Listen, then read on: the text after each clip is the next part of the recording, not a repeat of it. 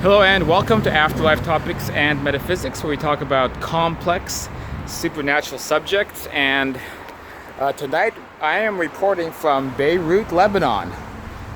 So nothing too much to look at, except I've been to some really cool places this week. The Roman ruins of Baalbek, ancient temple, a Roman temple to I believe it was Jupiter, or was it? Yeah, Jupiter. Built on top of a temple to the I think Mesopotamian deity of Baal. So very powerful, very interesting place, as well as the ancient Crusaders city of Tyre. If you're a fan of films like Kingdom of Heaven, then you'd love places like that. If you've been following the channel, I came from Ethiopia, arrived here a few days ago, and I'm on my way back to the European continent. I've hit some bumps along the way. As I've demonstrated in the video, I live out of a backpack and a handbag, and Egypt Airlines lost my backpack. So I arrived in Beirut with, only I keep the valuable stuff in my handbag, so it's my camera, my laptop, a few other items, but all my clothes and all my electronic accessories are gone. And that includes my microphone that I use for making videos, which means that we may be continuing to see a video slowdown unless I get my bag back, or unless I have to buy a new USB microphone. But I can still make them on my phone. So let's keep our fingers crossed. I leave this city tomorrow for Athens, and they called my hostel yesterday and I let them know that my bag was located, but they were very vague about it. They didn't say if the bag was found and brought back to the airport. They haven't made any attempt to answer the phone when I call them. They just said that the bag was located. My hostel receptionist didn't get any more details. They won't pick up the phone. I'm skeptical. I'm not so sure if I'm going to see my bag again. But maybe I will, and I keep my fingers crossed. So it's been an interesting week, but nonetheless, here we are in Beirut. People here are very friendly, very nice, a bit eccentric, but I feel quite safe here. Even traveling around Lebanon a bit, I felt very safe. This is kind of what they call the Soho type of area of Beirut, kind of this art colony type area built on top of an old industrial sector. I believe the district is called Cantalea or Cantalina. I don't think I'm remembering it correctly. I'm just looking for something to eat tonight. But anyway, so I just wanted to make a quick video about a couple topics, some recommendations on this group, something one of our contributors wanted me to talk about. So I'm gonna address it very quickly because I don't have too much space on this camera. But I just wanted to talk about the subject of kind of this thing that annoys people who are in this line of research, which is this kind of faux wisdom. So sometimes people say this, and I don't really think it's anything too profound, which is the idea that nobody can really know what happens when you die unless you actually die. And again, it's almost like a platitude. People repeat this a lot. They say, well, you can study all these topics, you can watch this channel, you can hear my ideas, you can hear the ideas of other researchers, other authors, you can study all the near-death experiences and all the information from evidential mediums, people like Suzanne Wilson. You can study the works of people like Jürgen Zive, the friend of this channel, who's probably the world's greatest out-of-body experience expert. You can study the works of Victor Zammit, who has meticulously chronicled dozens of areas of evidence and compiled them, or Gary Schwartz, the great research scientist, biologist, physicist, who has conducted intense laboratory experiments with spirit communication.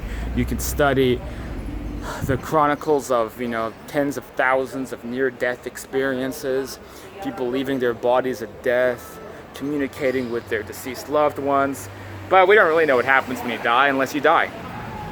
So people sometimes put that out there as a response to the whole subject. It's like, yeah, it's fun to learn about this stuff, but nobody really knows. All of this is just speculation, am I right?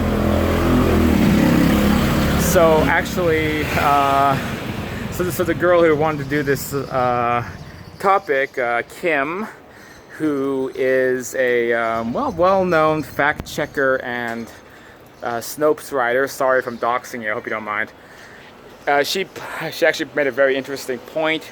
It relates to this philosophical trap, philosophical joke that sometimes people bring up, I guess, in the fact-checking community, and it's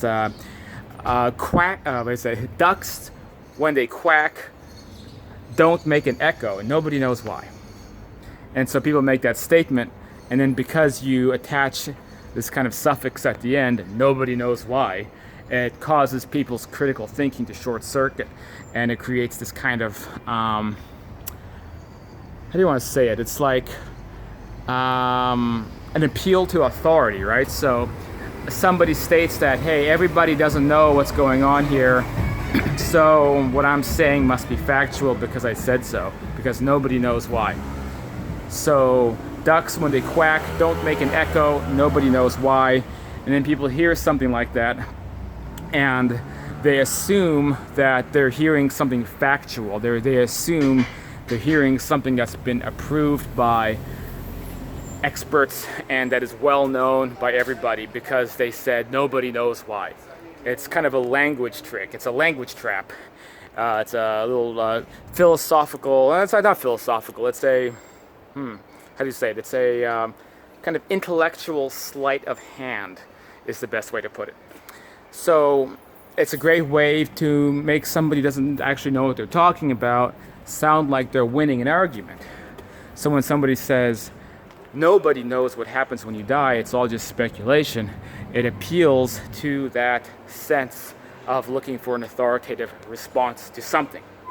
And generally speaking, a lot of people do feel this way, and they're not aware of the objective evidence that the researchers, people like myself, talk about or write books about. And so it's easy to hear that and then just accept it as fact, and accept people as this authority figure who will clarify the subject, and then be able to just sweep everything else under the carpet and say, you know what, this is all cool, but it's all just speculation, nobody knows. Well, my response to that is that at this point we have a very, very good idea about what happens. It's no longer this incredible mystery. It's there are still many extremely mysterious elements to the subject, but we have a pretty darn good idea at this point what's going on, even if modern materialist science and physics has not yet caught up to those ideas.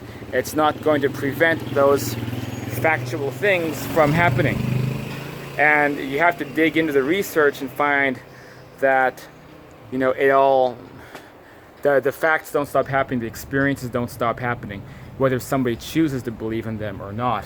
So we don't have to necessarily keep pretending like society is clueless about the subject. In fact, we're not clueless anymore. We have some pretty good ideas that we talk about in this channel or in my books. If you want to learn about some of that stuff, go down and hit that subscribe button, where I do big presentations about many of these subjects that you can learn about on this channel, paranormal phenomena that points in the direction of life after death. You can get involved at the Facebook group, or if you want to support this work, feel free to check out the Patreon page, patreon.com/afterlife topics. You can get involved and work with me personally. Well, this is Cyrus, and thanks for watching, and I'll see you in the next video.